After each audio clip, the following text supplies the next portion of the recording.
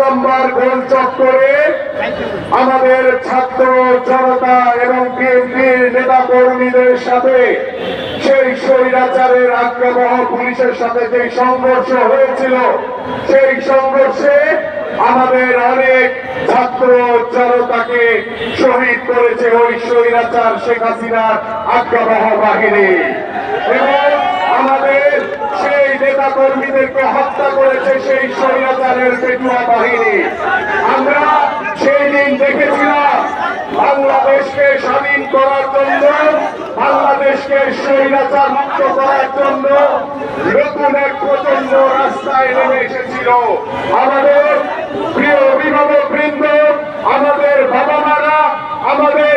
নতুন প্রজন্মের বেসরকারি বিশ্ববিদ্যালয়ের সকল ছাত্র ছাত্রীরা সেদিন রাস্তায় নেমে এসেছিল ওই স্বৈরাচার শেখ হাসিনার পতনের দাবিতে। এবং আজকে সেই 18 জুলাই আমাদের সেই শহীদদের প্রতি আমার গভীর শ্রদ্ধাঞ্জলি, এবং আমরা জানাই তাদের রুহের মাগফিরাত কামনা করছি। এবং আজকে আমি বলতে চাই যে গত 17 বছর বাংলাদেশ জাতীয়তাবাদী দল বিএনপি এদেশের সাধারণ মানুষকে নিয়ে আন্দোলন করেছিল, সংগ্রাম করেছিল একটি অবাধ সুষ্ঠু নির্বাচনের দাবিতে। গত 17 বছর সেই আন্দোলন সংগ্রামে বাংলাদেশ জাতীয়তাবাদী দলের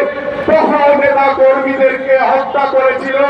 বহু নেতা কর্মীদেরকে গুম করেছিল ওই স্বৈরাচার শেখ হাসিনার বাহিনী। আজকে আমরা 5ই আগস্টের পরে বাংলাদেশের মানুষ যখন স্বস্তির নিঃশ্বাস ফেলেছে,